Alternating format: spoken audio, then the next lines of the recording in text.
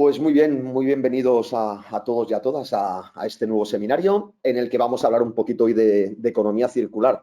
Y digo un poquito porque, bueno, es una disciplina, un ámbito, una materia extensísima.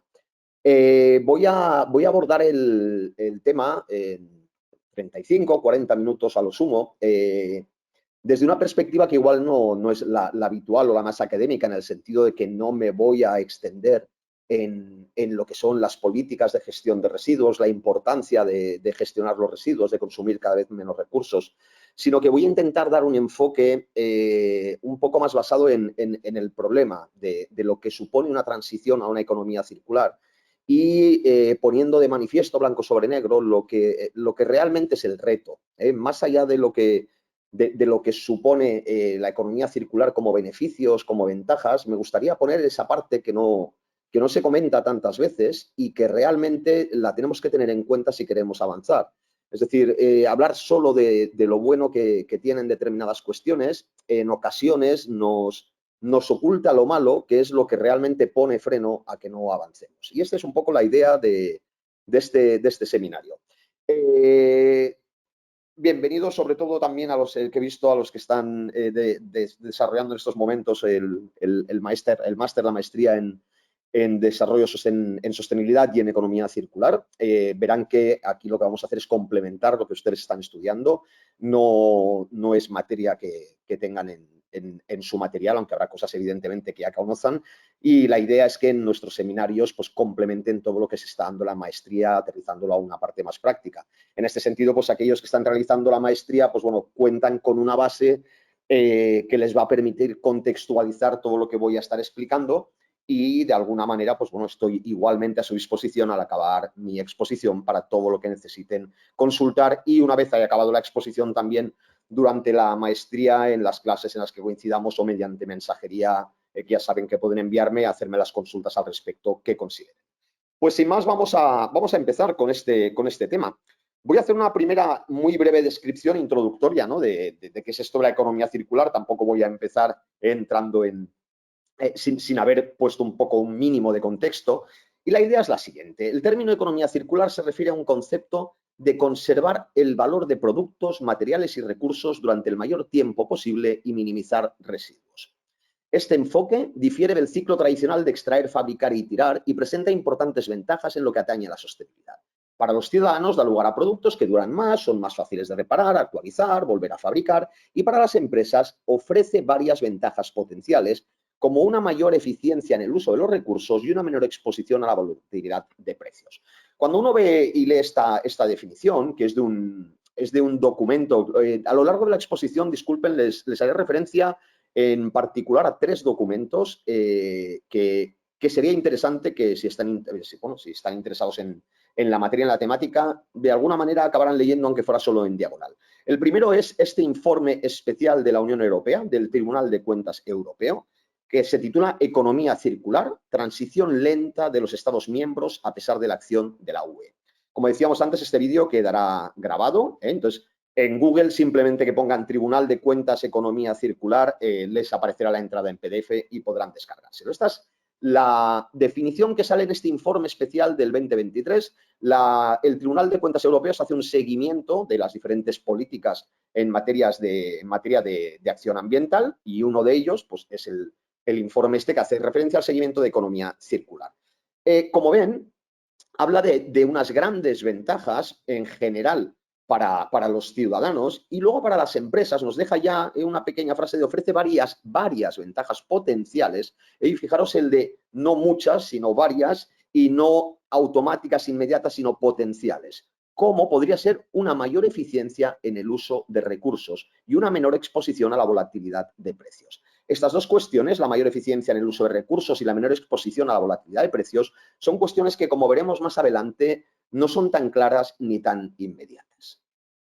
Dicho esto, haciendo una primera definición, la idea es la siguiente. La idea es, puesto en contexto, que la población mundial está en los 8.000 millones de habitantes y subiendo. No tardaremos en alcanzar los 10.000 millones de habitantes y el nivel de producción y consumo que tenemos es un modelo que no es sostenible. se pone de manifiesto de forma clara en el 2015, en la cumbre de París, en la COP de París, y es el inicio, digamos, ese 2015, de una decisión global de cambiar el modelo productivo. Esto, los que me hayan seguido ya en algunas jornadas o en algunas sesiones en las que hablo de cambio climático y de transición a una economía descarbonizada, ya me lo habrán escuchado alguna vez. La apuesta decidida de los grandes gobiernos, de las grandes instituciones financieras por una economía más sostenible no atiende a una mayor concienciación o a una mayor sensibilización de políticos y dueños de grandes corporaciones.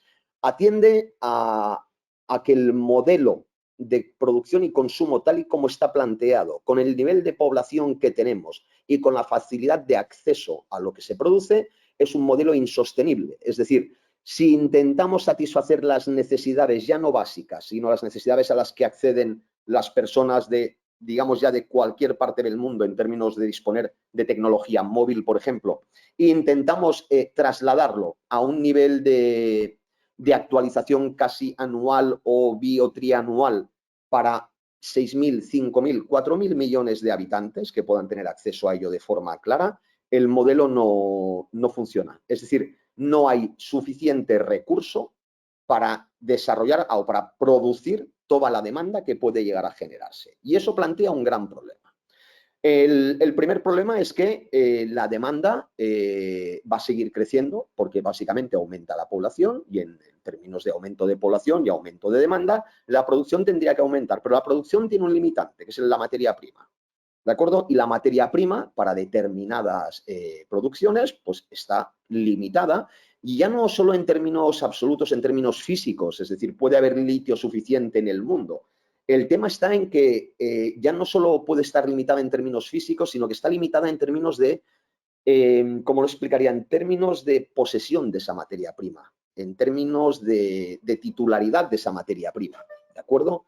No está repartida la materia prima, los recursos básicos no están repartidos de forma homogénea en todo el mundo, están repartidos de forma desigual en diferentes regiones geográficas y tienen diferentes, digamos, propietarios y por lo tanto diferentes actores pueden modificar y pueden alterar el precio de esas materias primas y por lo tanto pueden afectar directamente a la producción. La economía circular se basa en el concepto de esta pirámide invertida que lleva hacia que intentemos prevenir lo máximo posible la generación de residuos, es decir, utilizar el mínimo de materia prima. Como menos recurso utilice, menos desecho quedará. Esa es el primer principio. Lo segundo, intentemos preparar para la reutilización. En la medida en que yo ya no pueda poner menos materia prima para entendernos en un producto, vamos a diseñar los productos para que después de su consumo sean reutilizables lo máximo posible y a la vez sean fácilmente reciclables o sean fácilmente recuperables, para que la fracción eliminada, es decir, aquella fracción con la que no podemos hacer nada, sea mínima. Esto es una jerarquía de residuos de la Unión Europea en este gráfico, pero es utilizada a nivel internacional. La idea es que se debe empezar lo que es la economía circular, la gestión de los recursos, de las materias primas y de los residuos desde el diseño, pasando por la producción, la distribución, el consumo, el reciclaje, la recogida y finalmente el reciclaje. El reciclaje en términos de reutilización, recuperación, reciclaje. ¿De acuerdo? Bien. Este es el concepto de economía circular. El concepto de economía circular va más allá de la gestión de residuos. Previene, en primera instancia, mediante el diseño y mediante el sistema de producción y distribución. Dicho esto, voy a poner el marco estratégico de la Unión Europea en materia de economía circular, no por ponerlo como ejemplo, como paradigma de lo que está bien y de lo que está mal, sino para que vean un poco y puedan comparar en sus países cómo ha ido evolucionando y verán, si investigan, yo qué sé, la ley de recuperación de plásticos en México, en Perú, en Colombia, en Chile, años 2021, 22 y 23, son todos muy recientes. La mayoría se han hecho en el 2021 y 2022, al igual que se ha hecho en Europa. Quizás en Europa un añito antes, ¿de acuerdo? Ahora bien, Europa lleva 30 años de regulación, de trabajo, de inversión para preparar una economía que de alguna manera pueda ser mínimamente competitiva en un marco de lo que denominamos sostenibilidad o economía circular.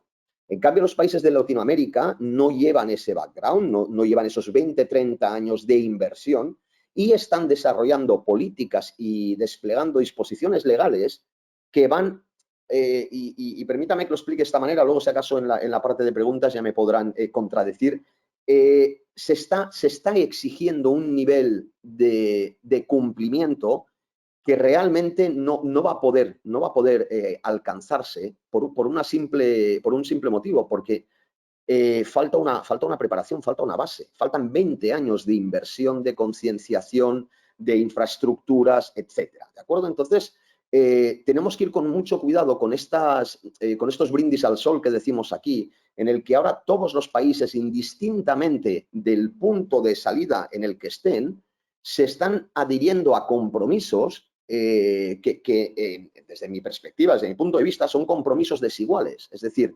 y hoy voy a poner esto como ejemplo a lo largo de todo lo que vamos a hablar. Es verdad que en determinadas circunstancias los países que no llevan estos 20, 30 años de trabajo serán más competitivos por otros motivos, porque podrán adoptar directamente tecnologías limpias y los otros hemos tenido que vivir 20 años con tecnologías no tan limpias, pero también es verdad que la transición a una economía circular es más sostenible en términos ambientales, pero exige un sacrificio en términos de crecimiento. Por un sencillo motivo, y yo no estoy aquí, no, para nada quiero que se me interprete mi opinión como un discurso negacionista o no necesario. Es imprescindible que vivamos en un entorno sostenible. Es imprescindible que no vivamos en un entorno de producir, consumir, tirar. No tiene ningún sentido, ¿de acuerdo? Que nosotros, yo como biólogo desde hace ya 25 años, ya hace tiempo que lo trabajo y trabajo en consultoría ambiental y hace tiempo que me doy cuenta, ¿de acuerdo? Lo que es interesante es que se hayan dado cuenta las altas instancias en el sentido no de que haya menos contaminación, sino en el sentido de que su propio modelo de generar riqueza se les agota, porque colapsará el sistema. Es muy sencillo. Si yo tengo más gente demandando de lo que puedo producir, el sistema colapsa. El sistema produce ineficiencias, desequilibrios, ¿de acuerdo? Empezará a haber más de lo que hay, más corrupción, se va a tener que pagar más por cuestiones más básicas, va a haber grandes problemas geopolíticos, geoeconómicos, que van a hacer que el sistema, digamos el sistema en cuanto a los que gestionan la parte del capital, de la riqueza, pues tenga problemas. Como no les interesa, pues hay que empezar a poner manos a la obra. Por primera vez en la historia podríamos decir que coinciden los intereses de la gente sensibilizada con el entorno con los intereses de la gente sensibilizada con los beneficios, digámoslo de esta manera. Y como coinciden, hay que aprovecharlo. Pero eso no quiere decir que no vayamos a tener que vivir un impasse, ¿de acuerdo? Y un momento en el que cuidado con apostar o con pensar que todo lo verde evidentemente va a ser sostenible en términos, digamos, ambientales, de entorno, pero no todo lo verde va a ser sostenible en términos de negocio, ¿de acuerdo? ¿Por qué? Pues porque como en todas las revoluciones, en las transiciones hay negocios que crecen, pero que mueren al muy poco tiempo, ¿de acuerdo? Y hay otros que crecen y avanzan muy lentamente y perduran durante largos estados de periodos de tiempo. Entonces, dicho esto, en Europa hablamos ya en el 2010 de un horizonte 2020, de una Europa que utilizaría eficazmente los recursos, de un plan de acción ecológico para las pymes. Luego les explicaré el por qué todas estas cuestiones no han funcionado. Y es súper interesante, ¿no? Para mí es básico que todos los legisladores, reguladores de países de Latinoamérica que están desarrollando ahora una ingente cantidad de trabajo, un esfuerzo y yo creo que un trabajo encomiable, miren también no solo cuáles son las iniciativas europeas, sino cuáles han sido las iniciativas europeas que han fallado, ¿de acuerdo? Y tenemos la suerte de que en Europa se realizan muchos sistemas de auditoría y muchos informes de reporte de lo que ha salido mal. Solemos tender a copiar lo que ha salido bien o lo que se está haciendo sin tener en cuenta lo que ha salido mal. Y para mí es tan importante la experiencia que se adquiere de los errores como la experiencia que se adquiere de las buenas prácticas, ¿de acuerdo? Entonces, dicho esto, que se sepa que en Europa en el 2015 se desarrolla un primer programa de acción para, digamos, abordar una economía circular, reducir al máximo los residuos, pero que 5 años después, en el 2020, se hace un nuevo plan de acción para esta economía circular, en la que además se ponen de manifiesto las cosas que no han salido bien durante estos 5 años. A partir de este PEC 2, tenemos una estrategia industrial, una estrategia para sustancias químicas y un plan de acción de contaminación cero, que se desarrollan a partir de todo este plan de acción de economía circular. Este plan de acción, como verán, no tiene nada que ustedes ya no conozcan o no hayan leído en los periódicos. ¿De qué se trata? Pues de los que todos sabemos. Los aparatos eléctricos y electrónicos constituyen flujos de residuos en la UE que aumentan con mayor rapidez. Son los que mayor aumentan, con los que mayor rapidez aumentan. Por lo tanto, se requiere que duren más, que sean más fáciles de reparar, de actualizar, de reciclar y de reutilizar. Piensen ustedes en las desventajas que produce esto en términos ambientales, de las ventajas que produce esto en términos ambientales, pero ahora piensen ustedes en las ventajas que provoca esto en términos económicos, en términos de productividad y lo que produciría, pues, tener un sistema productivo en el que la vida útil de los productos no fuera anual o bianual, sino que fuera de 10, 15 o 20 años, ¿de acuerdo? Entonces, entendamos una cosa, que más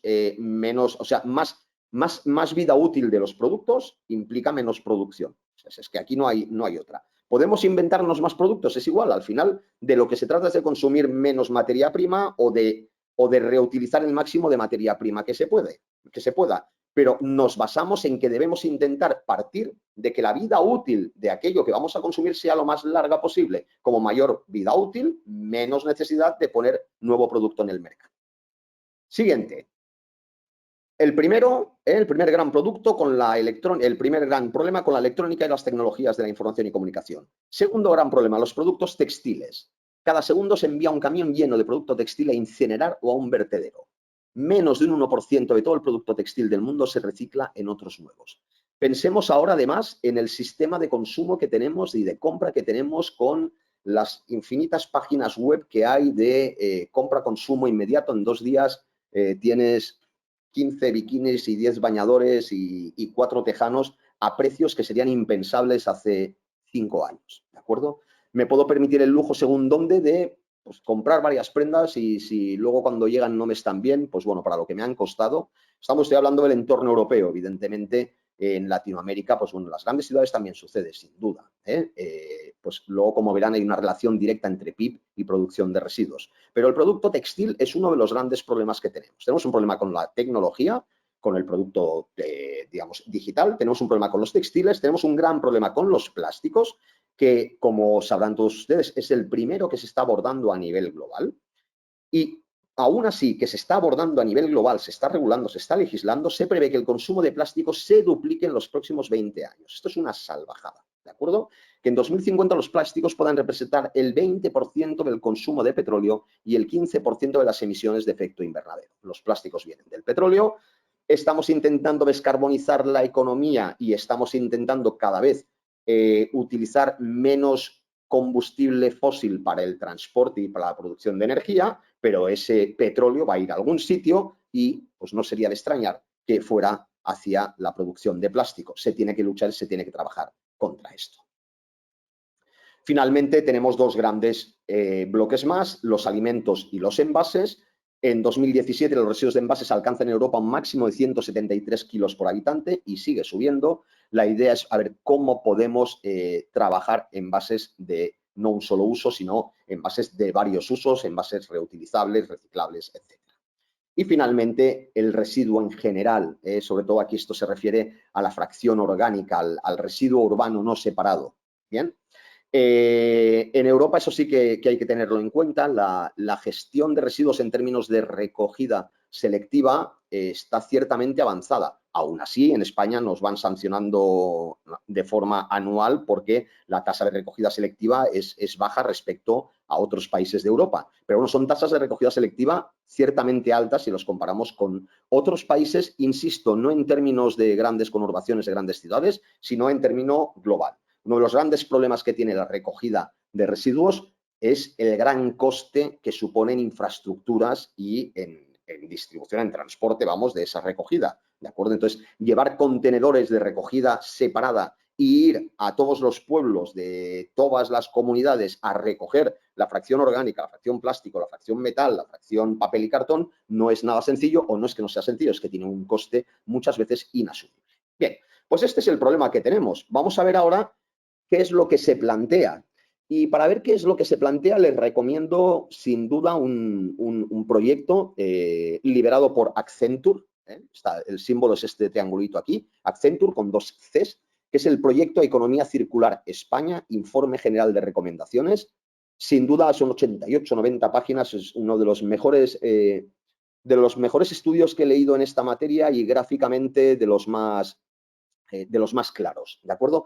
Yo les voy, aquí está el equipo redactor del proyecto, Accenture, pero evidentemente con la Cátedra de Economía Circular y Sostenibilidad, con FUNSEAM, con diferentes colaboradores, con el Instituto de Economía de Barcelona, con la Cátedra de Sostenibilidad Energética de la Universidad de Barcelona, es decir, aquí han contribuido muchas entidades y lo que voy a hacer es simplemente ponerles un par de apartados, digamos, que son los que considero interesantes para esta jornada. Primero son las barreras que dificultan la adopción de oportunidades de mejora y perpetúan las debilidades de la economía circular en España, pero que es aplicable a cualquier país del mundo. Es decir, ¿por qué si tenemos tan claro lo que se tiene que hacer, cuesta tanto hacerlo? Y en este estudio dividen las barreras en barreras externas y barreras internas. Y fíjense, y esto no voy a extenderme mucho porque creo que merece la pena que se descarguen el estudio y puedan mirarlo con un poco de detenimiento. Pero básicamente lo que la gente atribuye como el principal impedimento para desarrollar una economía circular, digamos, en todo su esplendor, básicamente son la cadena de suministro, es decir, lo difícil que es poder llegar a tener proveedores de toda mi materia prima que me permitan realmente acabar fabricando productos que sean 100% reciclables, reutilizables, fácilmente reparables. Es decir, lo primero, sobre 100 puntos, que sería lo máximo, sería la cadena de suministro. En segundo lugar, el entorno competitivo empatado con la cadena de suministro. ¿Qué quiere decir?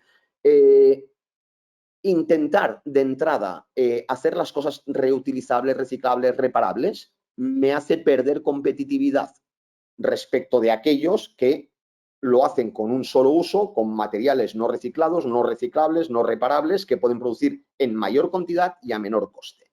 En tercer lugar, la administración. Evidentemente, eso está muy ligado con los dos anteriores. Si yo no regulo que la cadena de suministro me garantice poder tener esas materias primas para mi producto y yo no regulo una supervisión de la competencia desleal, pues difícilmente se va a poder avanzar en un modelo de economía circular de forma que aquel que lo hace mejor es el menos competitivo.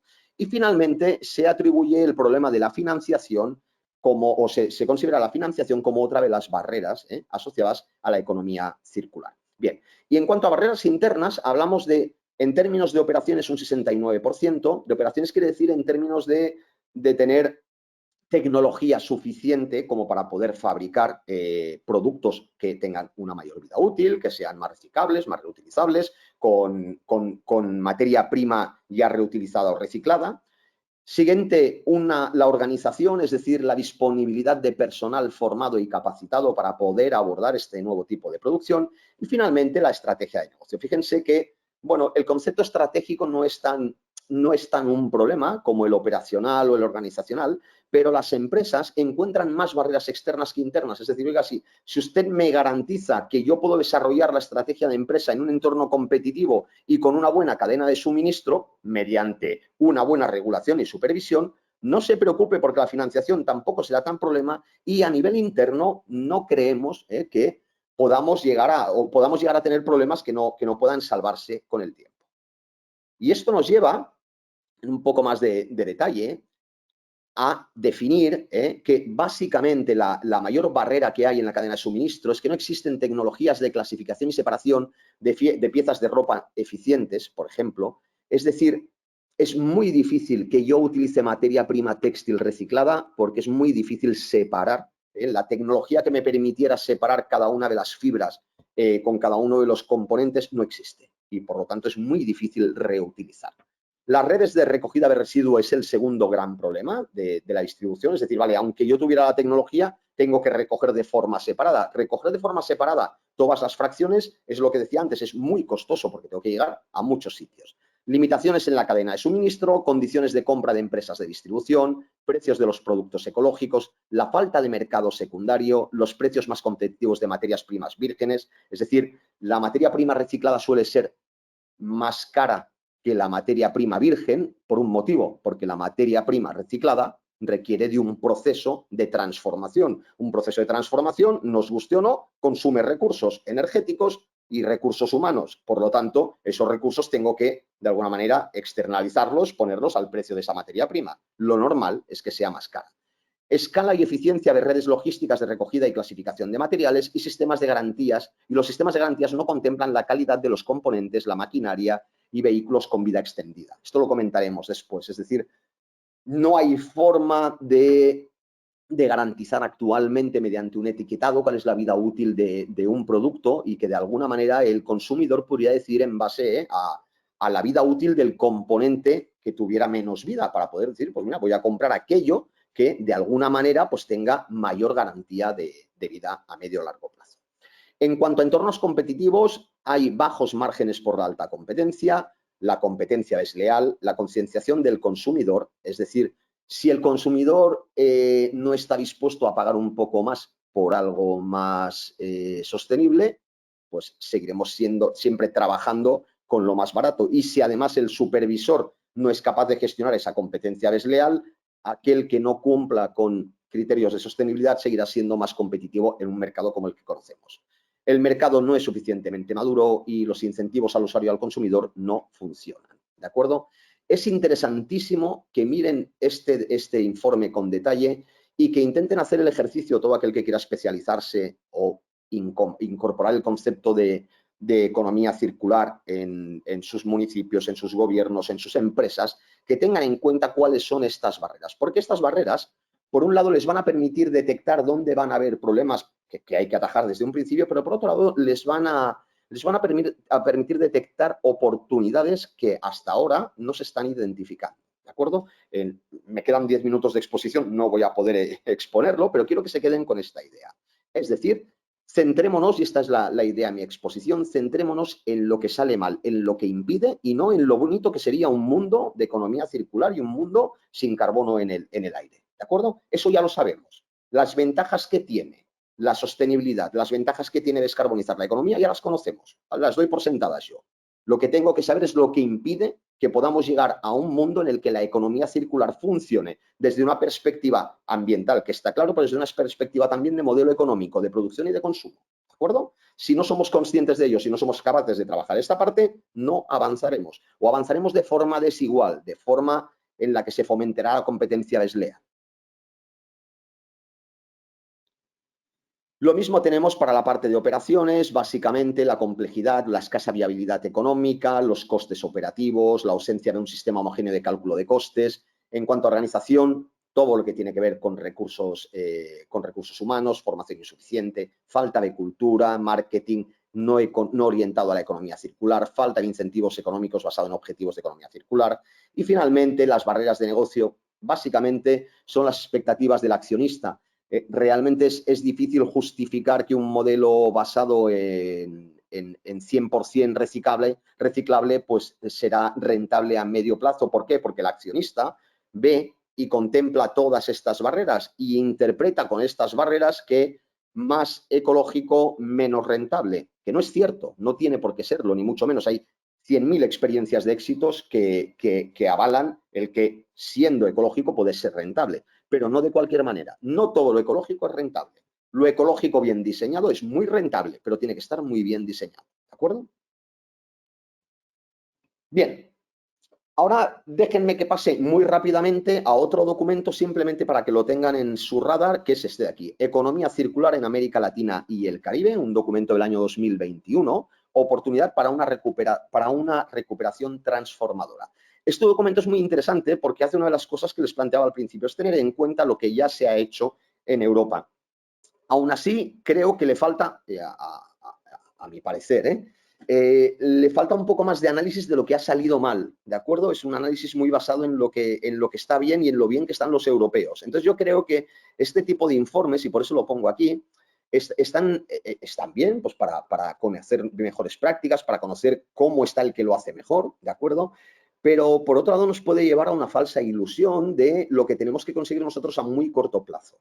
Entonces tenemos que ser muy conscientes que las buenas prácticas están bien para saber qué hay, pero no sirven para hacer un cortar y pegar de lo que tenemos que hacer en cada uno de nuestros países, ¿de acuerdo? Y lo mismo puedo decir en Europa, es que no es lo mismo Finlandia, Noruega, que Suecia o Alemania o España o Italia y Grecia, es que no tienen nada que ver.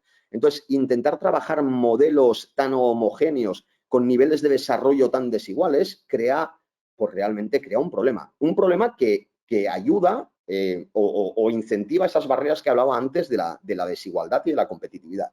Y aquí básicamente, para que vean cómo está estructurado este informe, verán que hay muchos gráficos en los que intenta comparar los países de América Latina y Caribe, con organización con la OCDE, ¿de acuerdo? Y lo primero que encontramos es que hay una relación directa, nada excepcional, entre lo que es el PIB per cápita y la generación de residuos municipales. Es decir, bueno, a mayor PIB se generan más residuos, sí, la tendencia es esta, podríamos quedarnos en que la línea es vertical. Luego tienen lo que es el promedio de América Latina y Caribe y el promedio de la OCDE.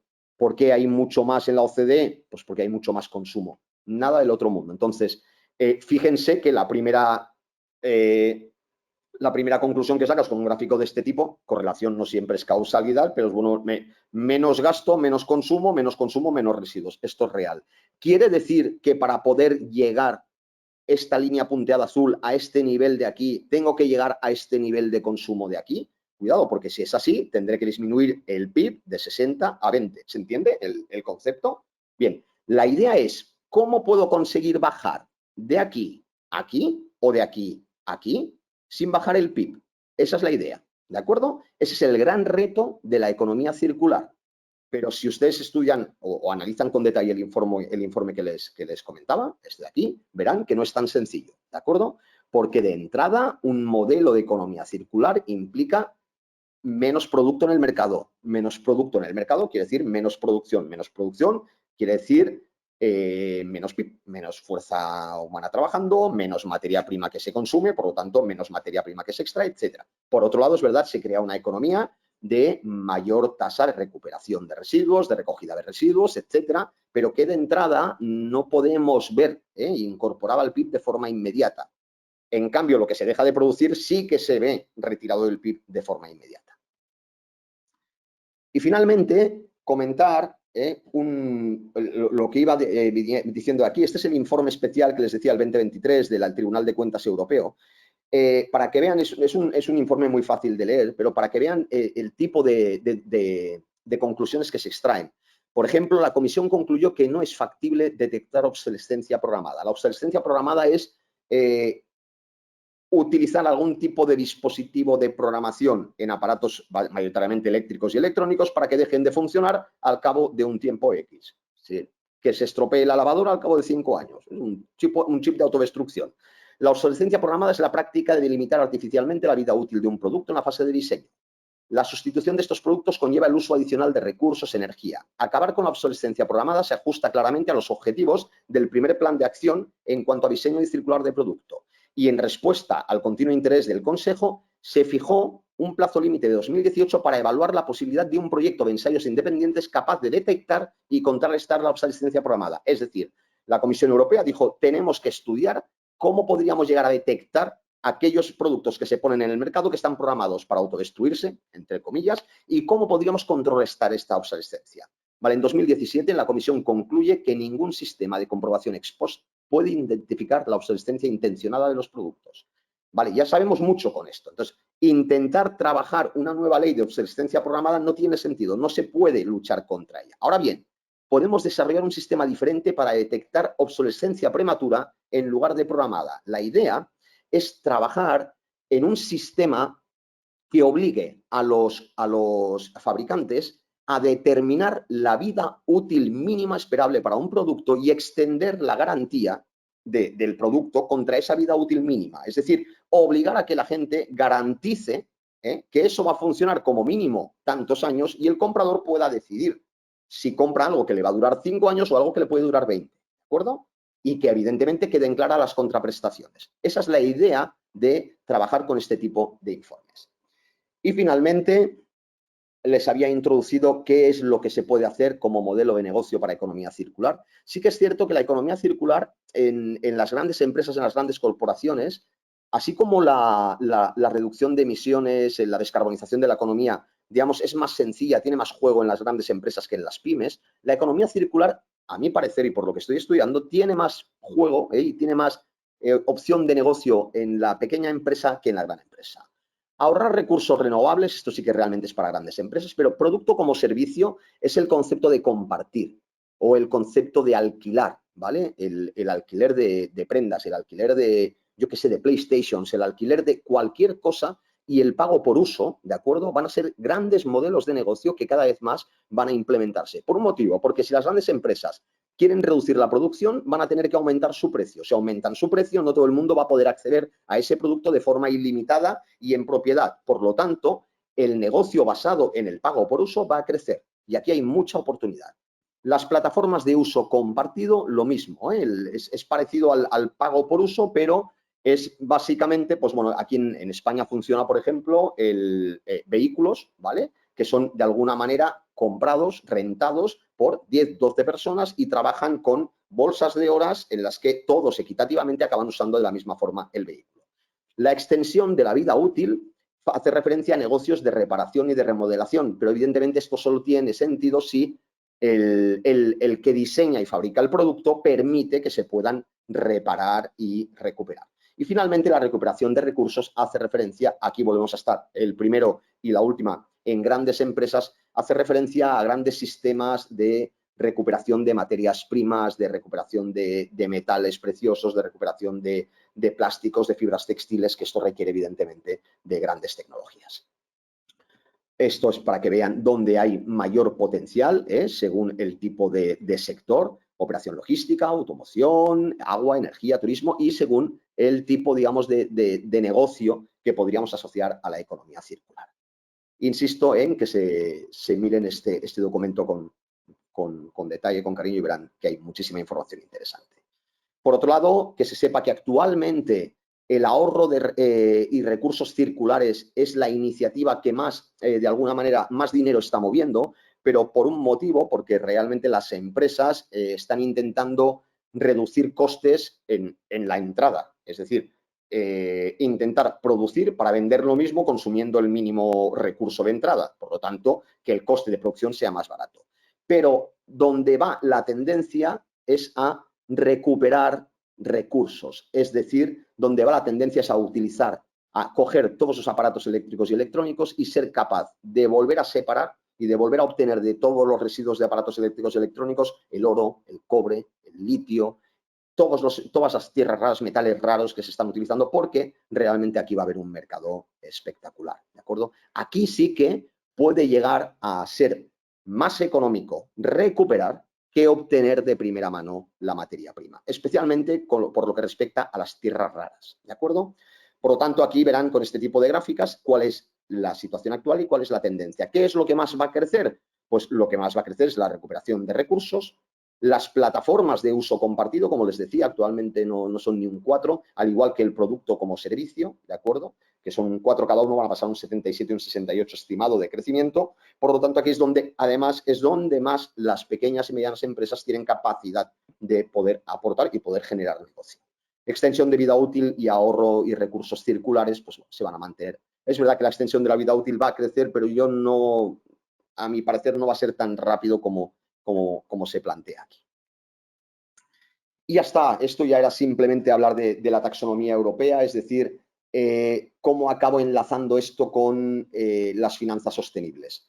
Lo que comentaba al principio, de lo que se trata es de que haya un cambio de paradigma en términos de que o cambiamos el modelo de producción y consumo o nos cargamos el planeta y el sistema financiero o el propio modelo, ¿de acuerdo? Entonces, por primera vez, la protección del planeta y la protección, digamos, del sistema productivo y de consumo coinciden hacia el mismo lugar.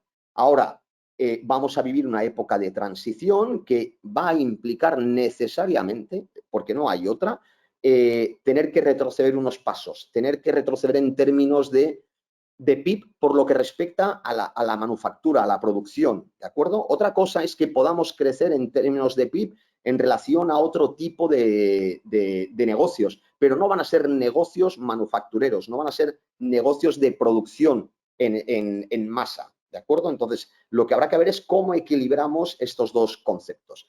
La taxonomía europea es una de las taxonomías que hay a nivel mundial, quizás sí que es verdad que es la más avanzada. De alguna manera, lo que supone es un sistema de clasificación que les va a decir a inversores e instituciones financieras qué actividades son sostenibles y cuáles no. De forma que cuando inviertan o presten dinero a aquellas actividades que según esta clasificación son sostenibles, esos bancos, esos inversores obtengan beneficios. Ahora no es el foro, pero digamos que van a ser más competitivos si invierten en aquellas actividades en las que la taxonomía dice que son sostenibles. Pues bien, la taxonomía europea se inició inicialmente para determinar qué actividades son sostenibles en base a lo que aportan a la mitigación y a la adaptación al cambio climático, pero este año más, este 2023, ya se van a aprobar los criterios que definen cuándo una actividad es sostenible atendiendo ya no solo a si contribuye o no al cambio climático, a la mitigación y a la adaptación al cambio climático, sino si contribuyen también al uso sostenible del agua y los recursos marinos, a la economía circular, a la prevención de la contaminación y a los ecosistemas. De esta forma tenemos que, es verdad que en Europa sí que va a haber un mayor flujo de capital hacia todo aquello que quede clasificado dentro del concepto de economía circular y, por lo tanto, vamos a incentivar que se ponga dinero en el mercado para este tipo de proyectos. Tenemos que ver cómo otros países, como otras economías, especialmente las grandes economías de Estados Unidos y China, intentarán jugar a esto. O cómo las regulaciones ambientales en Europa van de alguna manera a limitar pues, la competencia desleal de estas grandes economías que no van a ser tan estrictas en sus políticas de producción y consumo. Y muy bien, hasta aquí hemos llegado. Espero que haya sido de interés. Tendrán el vídeo, como les han dicho, a su disposición. Les recomiendo los documentos que, buscando en Google el título, ya les digo que les aparecerá. Y ahora, en estos 10-12 minutos que quedan, procederé a intentar contestar a las preguntas que me hayan realizado. Muy bien. Vamos a ver. Dicho esto, quedo a su disposición para cuantas consultas. Me pedían por láminas anteriores y demás. Lo veo ahora, discúlpame, Roberto, pero bueno, verás que el contenido de la lámina 6 no se presentó. A ver. Piensen que la presentación no la leo textualmente. La lámina 6 es esta, es el título de la economía circular en Europa. Básicamente son nada. Tengan en cuenta que yo la presentación la utilizo un poco como guión, pues para poder dar esta charla y explicar alguna gráfica, pero no es una clase académica 100%. Vamos a ver. Entonces, ¿existe legislación que apoye, me pregunta Angélica Lastra, ¿existe una legislación que apoye la economía circular en América Latina y específicamente en México? La respuesta es que sí. Si hace una revisión de cómo se ha ido regulando la economía circular en México, piensen que economía circular es gestión de recursos y gestión de residuos. Lo que se ha trabajado hasta ahora básicamente es la gestión de residuos de forma tradicional, ¿de acuerdo? Ahora se está trabajando ya también la gestión de recursos, es decir, consumir menos. En México, lo último que se ha publicado y que se está trabajando es la ley de plásticos. Lo mismo pasa en Perú y en Chile. La ley de plásticos, que es una ley que no solo limita el uso de plásticos, de determinados plásticos, sino que también hace referencia a, digamos, a una regulación específica de envases y embalajes y a lo que es, sobre todo, la fabricación y la puesta a la venta de productos de un solo uso, ¿de acuerdo? Entonces, se puede mirar la parte de la legislación en materia de plásticos porque es lo más adelantado que hay en América Latina en materia de economía circular. Pero, insisto, la economía circular no es solo la gestión del residuo, es también la gestión del recurso. Bien. ¿Cómo hacer conciencia a la empresa para que cuide el medio ambiente? Qué gran pregunta. A ver, Las empresas tienen como objetivo la rentabilidad. La rentabilidad puede ser rentabilidad económica o puede ser rentabilidad social o ambiental. En términos de ONG, lo que se intenta es maximizar la rentabilidad social de la empresa. Pero ahora bien, en empresas con ánimo de lucro, lo que intenta maximizarse es la rentabilidad económica. Entonces, la mejor forma de concienciar a una empresa para que tenga un buen comportamiento ambiental es demostrarle cómo en un entorno de absoluta protección ambiental su rentabilidad económica puede maximizarse, ¿de acuerdo? Es la mejor, y yo diría no la única, pero sí, es la única y la mejor forma de concienciar a las empresas, demostrando cómo con un comportamiento sostenible, con un comportamiento respetuoso con el entorno, se maximiza la rentabilidad económica. Si eres capaz de hacer eso, eres capaz de concienciar a la empresa. ¿Cómo afecta o cómo mitiga la economía circular? Me pregunta Francisco Alberto, al medio ambiente. A ver, la economía circular es lo que hemos comentado. La economía circular es consumir menos recurso y producir menos residuo o lanzar menos residuo. Producir residuos y no gestionarlos correctamente, pues provoca lo que ya todos sabemos: contaminación de suelos, contaminación del agua, contaminación de especies animales, vegetales, la contaminación, ya no digo de los mares, de los ríos, de cualquier masa de agua, etcétera. Por lo tanto, la economía circular, por un lado, permite que nuestros recursos naturales estén menos contaminados y, por otro lado, permite que los recursos naturales de origen no se agoten, no se malgasten para un modelo productivo que al final no va a reponer ese recurso natural.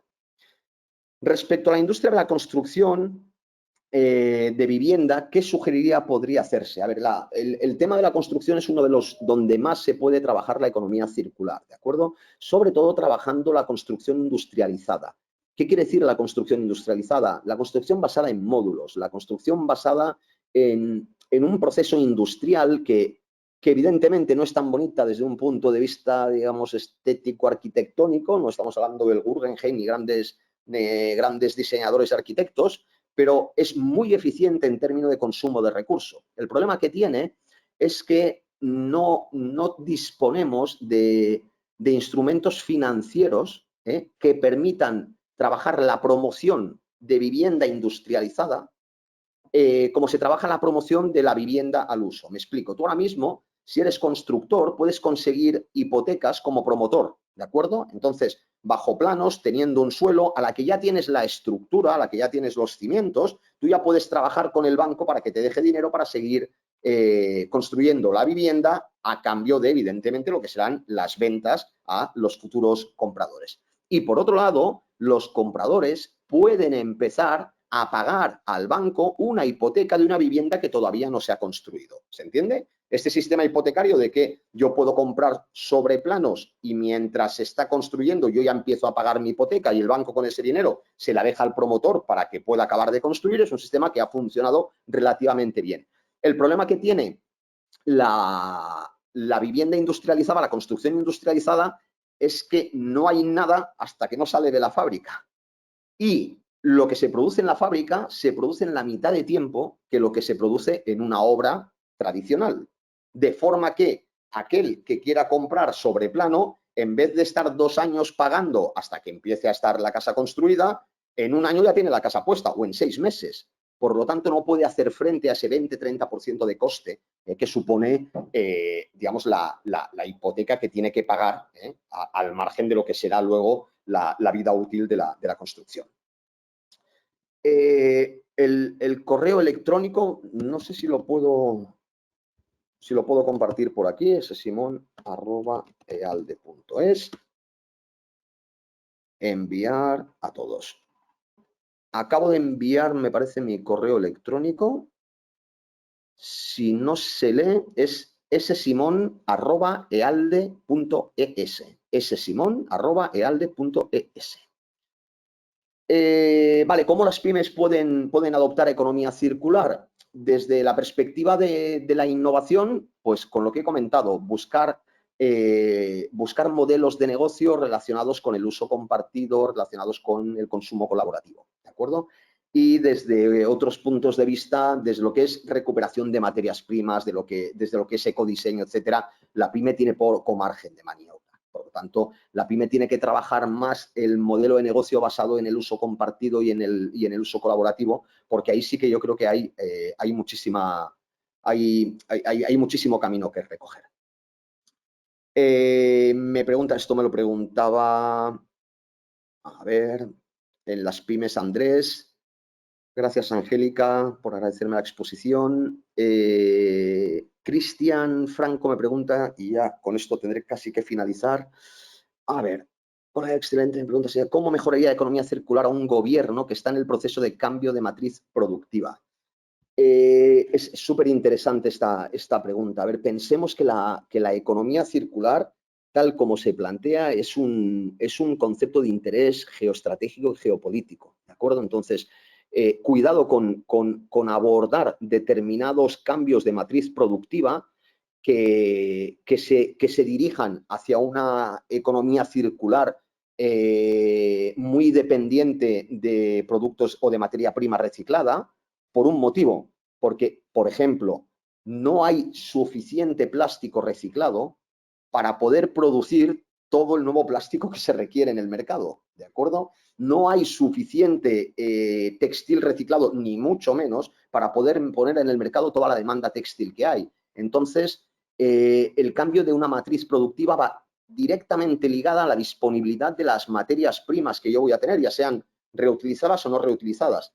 Y también va directamente relacionado a qué materias primas de origen tengo yo y voy a poder negociar. El litio, por ejemplo, pues no está distribuido uniformemente en todo el mundo. Hay países que tienen mucho más litio que otros. Hay países que tienen mucho más cobre que otros. Hay países que tienen... Y esto, pero vamos, de lejos, va a ser motivo de diseño de nuevos modelos productivos o de nuevos modelos de geopolítica o geoestrategia entre países. Entonces, ¿cómo utilizar la economía circular? Pues bueno, teniendo en cuenta que si yo apuesto por una política en la que fomente la industria de recuperación de metales preciosos, esos metales preciosos, esas materias primas basadas en metales preciosos, van a ser utilizados como materias primas, por ejemplo, en Indonesia para fabricar microchips, y yo voy a poder utilizar esta materia prima ya no como producto que vender a alto coste en la moneda que corresponda, sino que lo voy a poder utilizar como moneda de cambio para ser el primero en recibir los microchips que produce Indonesia, porque ahora mismo hay una crisis de cadena de suministro, no hay microchips para todo el mundo. Y esos microchips, pues bueno, ¿a quién se le dan? Pues al que tiene más que ofrecer, ya no solo en términos de dinero, ¿de acuerdo? Entonces vamos a tener que trabajar mucho. La economía circular es un tema también de geopolítica y geoestrategia a grande nivel. La pregunta, Gabriel, es interesantísima, de cómo los principios de Hannover son los primeros en introducir el principio de eliminar desechos y cambia el paradigma de hablar de reducir, minimizar y evitar. Evidentemente es lo que he dicho, todo el concepto de economía circular nace con los principios de Hannover y con la cumbre de la Tierra ya en el 72 en Estocolmo, el 92 en Río, en el que no podemos seguir con el modelo de crecimiento que tenemos, ¿vale? Y uno de los grandes problemas que tenemos es el de la contaminación por la producción de desechos. No me da tiempo a exponerlo con más detalle, Gabriel, aunque sí que es verdad que es interesantísimo y que hace referencia a lo que comentábamos. Es decir, nos dimos cuenta de que el problema lo teníamos con el residuo como contaminante. Ahora nos estamos dando cuenta de que el residuo es una fuente de materias primas, ¿de acuerdo? Entonces, quizás el hecho de que el residuo tenga valor porque contiene materias primas que se están agotando va a tener un mayor impacto en la economía y en el modelo productivo que el hecho de que el residuo contamine y malmeta el entorno. Y lastimosamente tengo que dejarlo aquí. Estoy mirando el reloj porque detrás de esta va justo otra ponencia de otros temas de producto y tengo que dejar libre la sala. Ha sido un placer tenerlos. Me tienen a su disposición los alumnos del máster. Ya saben, pueden contactar conmigo por correo electrónico, los foros de debate, de dudas, cuando sea yo el profesor titular de la materia. Y si no, les he dejado mi correo electrónico pues, a su disposición para lo que puedan necesitar.